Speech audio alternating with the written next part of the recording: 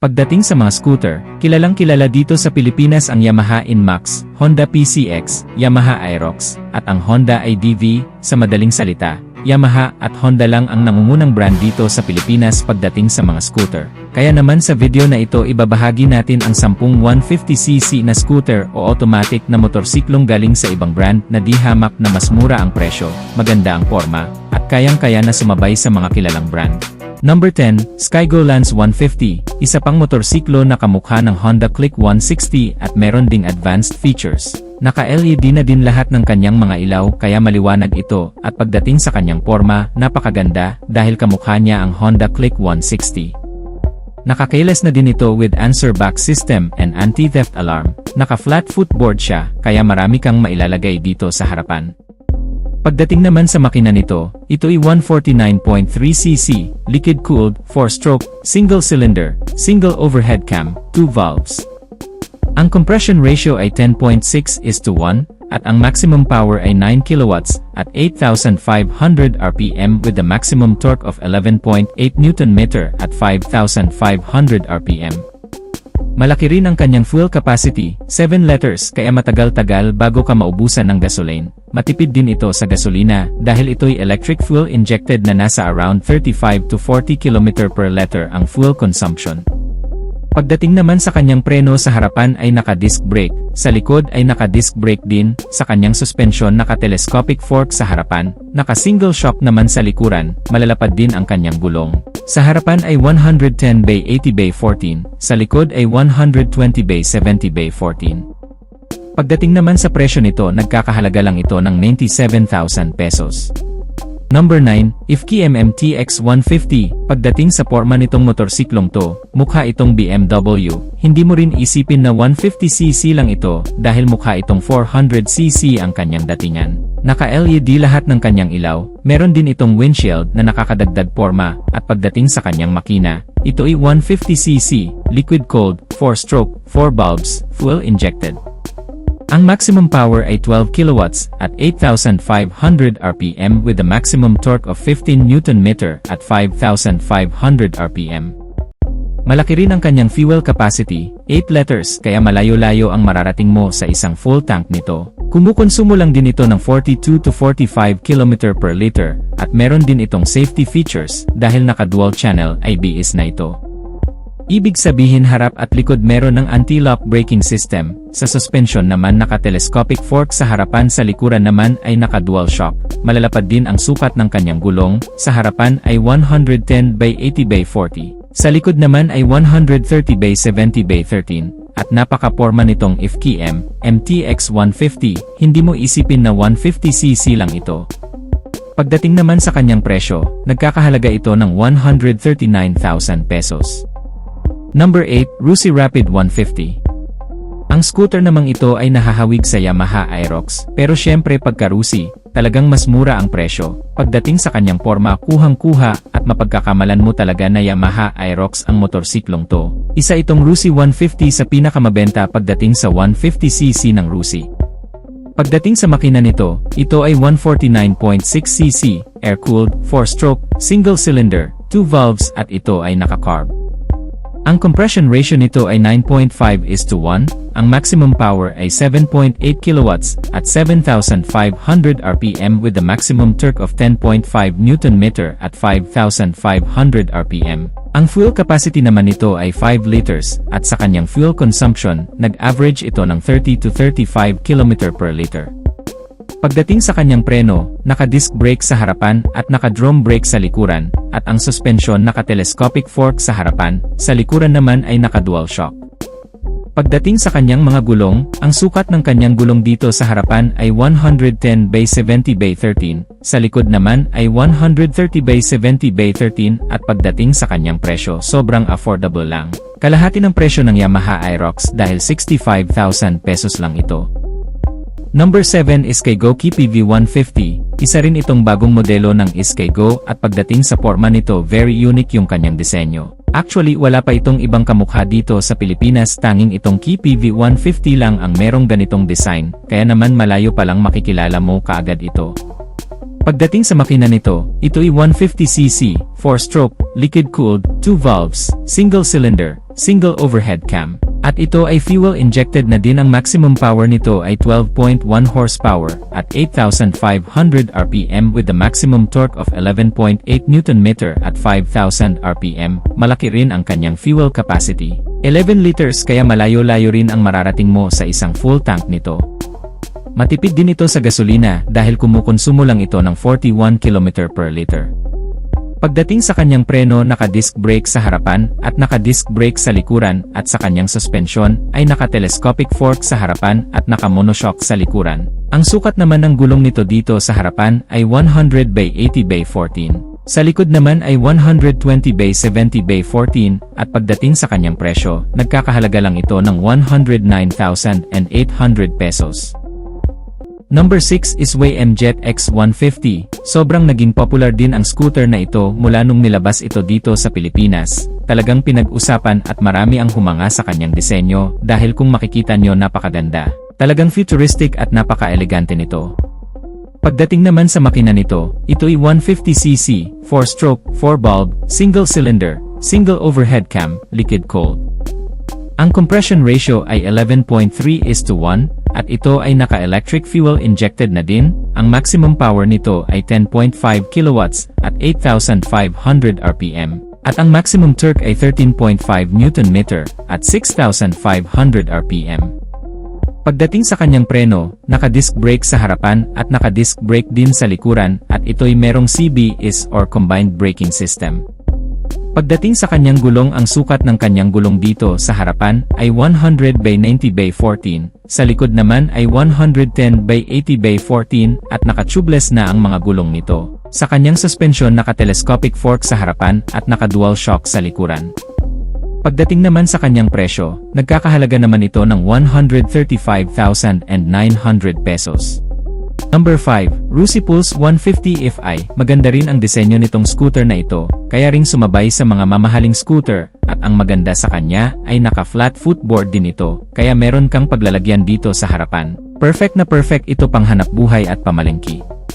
Pagdating naman sa makina nito, ito ay 148.9cc, air-cooled, 4-stroke, single overhead cam, single cylinder, fuel injected. Ang compression ratio nito ay 9.2:1. Maximum power ay 8 kilowatts at 7,500 RPM with a maximum torque of 11.8 Nm at 6,000 RPM.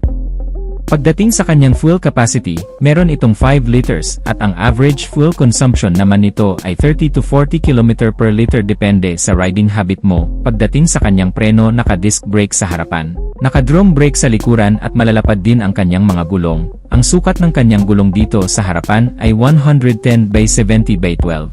Sa likod naman ay 120 by 70 by 12, at sa kanyang suspension, naka-telescopic fork sa harap, naka-single shock sa likuran.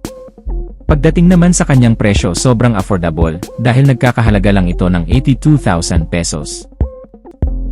Number 4, Euromotor Model T150 version 2. Ito namang scooter na ito ay medyo nahahawig sa Honda Click 160. Napakaganda rin ang kanyang forma, naka-LED na rin lahat ng kanyang mga ilaw. Sobrang advanced din ng kanyang features dahil naka-keyless na rin ito with answer back system and anti-theft alarm. At pagdating naman sa makina nito, ito ay 150cc, 4-stroke, 2 valves, single cylinder, single overhead cam. Ang compression ratio ay 9.5:1, at ito ay naka-electric fuel injected na din. Ang maximum power ay 8.6 kilowatts at 8,000 RPM with a maximum torque of 11.5 Nm at 6,500 RPM. Ang fuel capacity naman nito ay 6.5 liters, at dahil ito ay electric fuel injected, ay kumukonsumo lang din ito ng up to 40 km per liter. Pagdating naman sa kanyang preno, sa harapan ay naka-disc brake, sa likuran naman ay naka-drum brake, at ang sukat ng kanyang gulong dito sa harapan ay 90 by 80 by 14. Sa likod naman ay 100 by 80 by 14, at naka-tubeless na ang mga ito. Sa suspension naman ay naka-telescopic fork sa harapan, sa likuran naman ay naka-single shock, at napakaganda ng forma nitong Euromotor Model T150 na version 2. Pagdating naman sa kanyang presyo, sobrang affordable lang nito dahil 77,900 pesos lang. Number 3, IFKI M Slick 150, napakaganda din ng porma nitong Slick 150, naka-LED na rin lahat ng kanyang mga ilaw. Meron din itong windshield dito sa harapan at ang maganda sa kanya ay naka-flat footboard na ito, kaya meron kang paglalagyan ng mga gamit mo dito sa harapan. At pagdating naman sa makina nito, ito ay 150cc, 4-stroke, 4 valves, liquid cooled, single cylinder, single overhead cam. Ang maximum power nito ay 12.1 kilowatts at 8,500 RPM with a maximum torque of 14.6 Nm at 6,500 RPM at ito ay naka-electric fuel injected na din. Ang fuel capacity naman nito ay 9.2 liters. Malaki rin ang kanyang fuel capacity kaya malayo rin ang mararating mo sa isang full tank mo dito. Matipid din ito sa gasolina dahil electric fuel injected na din. Kumukonsumo lang din ito ng up to 40 km per liter. Pagdating naman sa kanyang preno, naka-disc brake sa harapan at naka-disc brake na rin dito sa likuran. Sa suspension naman, naka-telescopic fork sa harapan at naka-dual shock dito sa likuran. Ang sukat naman ng kanyang gulong sa harapan ay 100 by 80 by 14. Sa likod naman ay 120 by 70 by 14. Napakaganda rin ang porma nitong IFKI M Slick 150 na ito. Pagdating naman sa kanyang presyo, nagkakahalaga lang ito ng 123,000 pesos. Number 2 SYM Husky 150. Kamakailan lang ay inilunsad na itong bagong scooter ng SYM. Ito nga ang SYM Husky 150. Sobrang hinangaan ito ng maraming tao.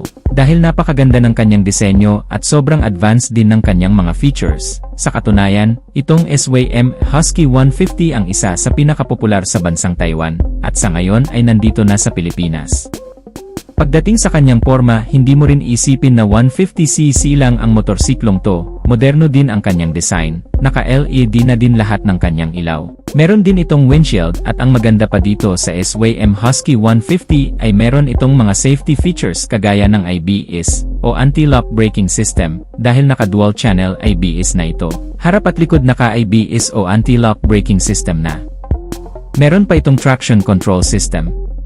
Pagdating sa kanyang makina, ito ay 150cc, single cylinder, 4-stroke, 4 valves, liquid cooled, ang kanyang compression ratio ay 11.2:1. Ang maximum power ay 10.8 kilowatts at 8,000 RPM with a maximum torque of 14.5 Nm at 6,000 RPM. Ito'y naka-electric fuel injected na din. Ang maganda rin sa motorsiklong to ay malaki ang kanyang fuel capacity. 15 liters ang isang full tank nito kaya malayo na rin ang mararating mo sa isang full tank mo. Matipid din ito sa gasolina dahil ito'y electric fuel injected. Kumukonsumo lang din ito ng 40 to 45 km per liter. Napakalapad ng kanyang mga gulong. Ang sukat ng kanyang gulong sa harapan ay 120 by 70 by 13. Sa likod naman ay 130 by 70 by 13. Naka-tubeless na rin ang mga ito. Pagdating sa kanyang suspension, naka-telescopic fork sa harapan at sa likuran naman ay naka-monoshock.